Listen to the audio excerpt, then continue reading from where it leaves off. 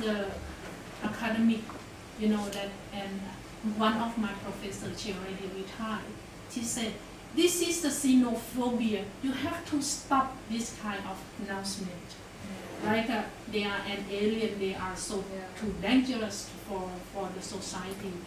We need to register them. And this is also, that embedded in the society. And that's why it's just only the perception.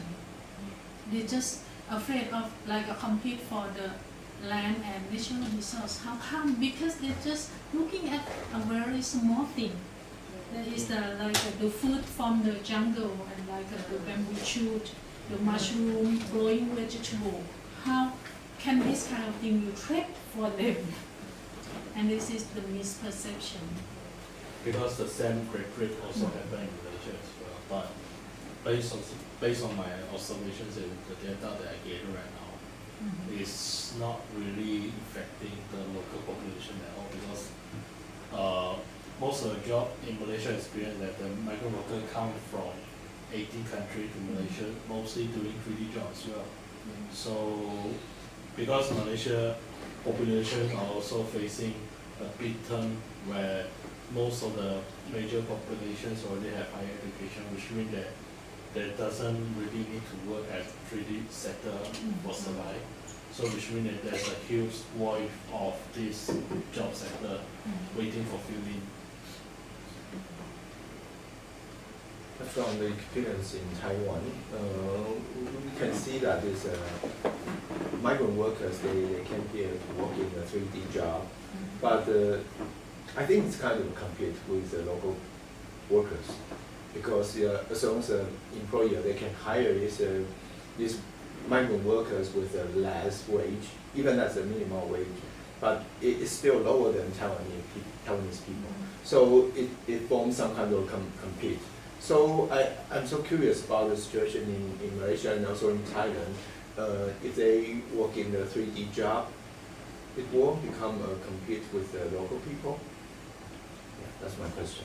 Yes, as I mentioned, this is the misperception. Yeah. Actually, the migrant workers, they engage in the 3D jobs, but the Thai people still think that they compete with, for jobs. But actually, no, there is the misperception one that we need to correct, because we have to, like in Thailand, going to be the aged society, and also have a problem with the labor shortage in the country. We need the migrant workers. Anyway, we need the migrant workers because the local also, are not willing to engage in that kind of job, like the 3D jobs, right? But they think, because I don't know, this is the perception, because when we measure the perception, but we need to correct this kind of misperception. They not compete with you in terms of the jobs. Because I think it's different. There's refugees and migrant workers. Migrant workers still are here under certain contract, but refugees, they are not really allowed to. Yeah, they're not allowed to work or not allowed to go outside. But for the migrant workers, they also engage in the 3D jobs. Yeah. I'm curious about this comparison or contract between Malaysia and Thailand, because the number of refugees in North Malaysia is a lot larger. Yeah. I see that only in Kuala Lumpur there are more than 100 million, or even more, 140, 1 million. 1,040,000. Right, 1 million. But the entire Malaysia, I don't know. I only know that in Kuala Lumpur we have that. Because and then they are accepted, right, as illegal migrant workers. They are merged into like a restaurant or other places to do different works as undocumented migrant workers, right? So there's no real hostility, it seems, in Kuala Lumpur or other places against these people, and mostly they are Muslim, right? Is it because this is Muslim country, and that is a Buddhist country, right? You said there's limited Muslim population Yes. in the camp, and they don't Yeah. merge with urban life, right? Yes, and Except just for in the local camp. yeah, right.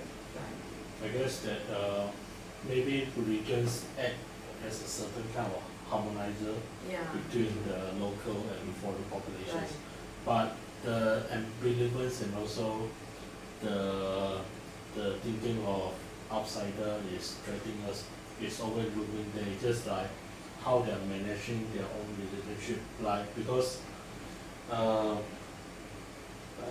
like there are many of the illegal or refugee also can work in Malaysia. Illegal migrant worker also Yeah. can continue work in Malaysia illegally, but as the identification card for refugee that I talked about It's a refugee. before, it's actually allowed them to work.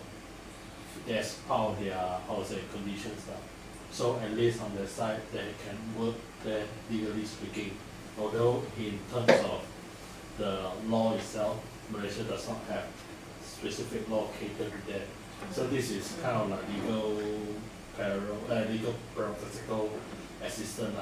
They are there, but they're not necessarily being included. In some way, they still can manage their way to live in Malaysia, Yeah. but it's kind of like precarious status. It's always uncertain.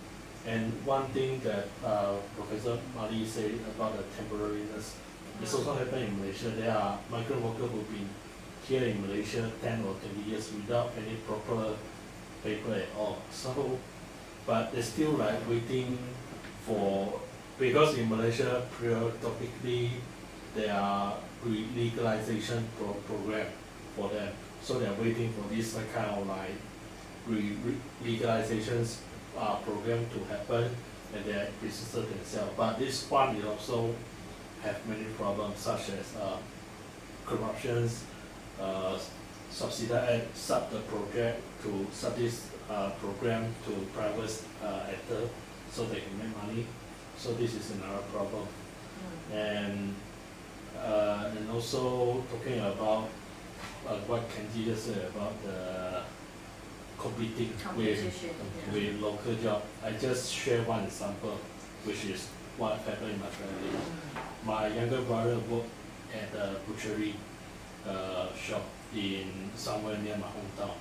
He's not really graduated because he's been kicked out from secondary school because he cannot follow the result, because his result cannot really allow him to go further study.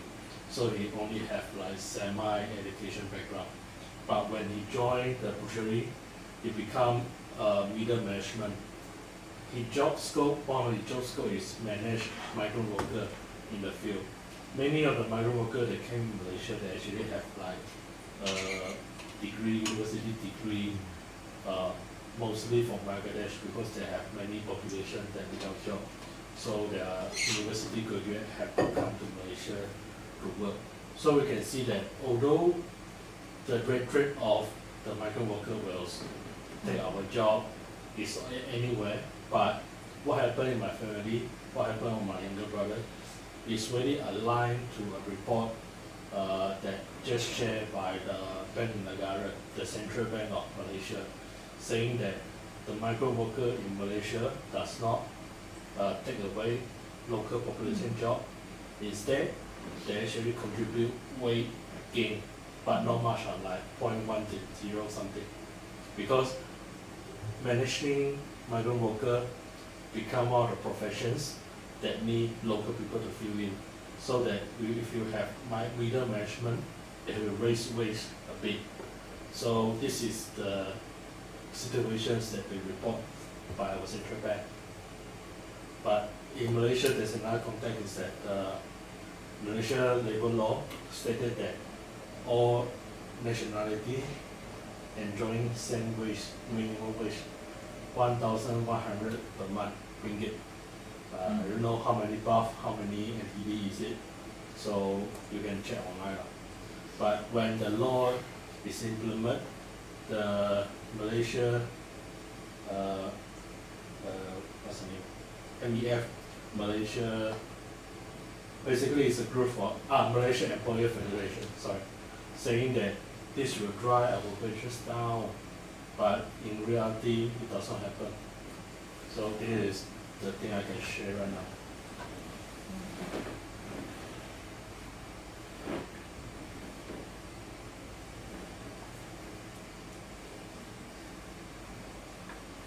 But how long the duration of their stay? Is there any regulation about it? Because I know they have a large number of second generation, Yes. right? And they have even established a very regular education, local communal education, Yeah. different places for those second generation children. So it seems that they can stay there for a long time. In terms of Rohingya refugee in the township that I just mentioned, Selayang, and other places, they actually establish their own schooling community for their own religious teaching and Yeah. others. But for illegal migrants or migrant workers themselves, the maximum, but there's, because there are so many regulations, I cannot, I still figure out how to understand it. But in terms of generally speaking, 10 years is the maximum amount. After 10 years, yeah, but yearly you have to renew your own contract and also working permit. So after 10 years you have to go back. But there's a certain changes in terms of migrant worker policy will be in effect maybe in the middle of this year. So that's uncertain as well. After 10 years you have to go back. In Malaysia, immigration law, migrant worker cannot marry in Malaysia or cannot marry to a Malaysians, cannot have children, and you cannot have property as well. Which means that if you somehow have a children, either Malaysian nationality or foreign nationality, that children is on the legal limbo, which means that no school will really accept them in, at least in public school. But there's a changing of policy as well. The MOE announced to maybe to let foreign nationalities children, which their father is Malaysian nationality, to enroll in public school system. But don't know whether it will be implemented because this record can easily be used by the right-wing politicians and also the nationalists and also in public general as well, general public as well, because not so many people, in terms from what I know, really like to see migrant worker in Malaysia, especially in so-called historical places like Jalan Betaling, which is historical speaking, is Chinese concentration of Chinese migrants. But right now, some say that it's been occupied by migrant workers. But you can see the relations are that Malaysia is always a country that many people come in and out. Still, if they are pregnant, they will not be deported, right? If yes, they actually can be deported. They could be. Yes, if they happen to be born, deliver the child in Malaysia, Yeah. they can send to special detention camp, which probably does not allow to enter. But according to NSD International, basically the condition is not regular, to say the least. But because I still trying to find a contact that let me go into the detention camp. Yeah. So I cannot really let you guys know the actual situation. I just can refer to report. That's it. I asked this question because I knew that there are many local education classes for second generation migrant workers. So I was wondering why there's such a huge demand for this education, and if they cannot give birth, why do they need this schooling? Maybe in refugee side it does not have these restrictions, but just that the one migrant worker that came in with the program called PLKS, I forget the full name, is legally bound to not to marry, not to have children, and not to have property, and you have to move out or deported if your contract is finished or terminated. Yeah. So this is the part, but because in Malaysia, corruption has happened anywhere, many places, especially in immigration department. So there's always create certain legal label that not really can well explain in terms of legality speaking.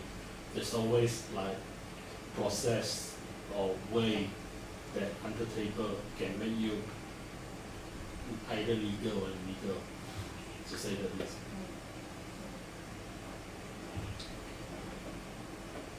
Whether it is easy for the refugee to seek job, even the illegal job in lumbering care. I guess so, because because I haven't started my field work yet, so I'm referring other people work. In Patipiam Nyali work, he stated that many of the refugee or illegal migrant workers can seek job in the food industry, or what we call as mama, small store nearby the road, or even restaurant, because the food industry or restaurant is always need manpower. You cannot really replace it by machine, at least not easily. So this sector is always in need of manpower. So this is where they can get manpower cheaply. If they are illegal migrant worker, they lost their position to bargain with the salary, so their wages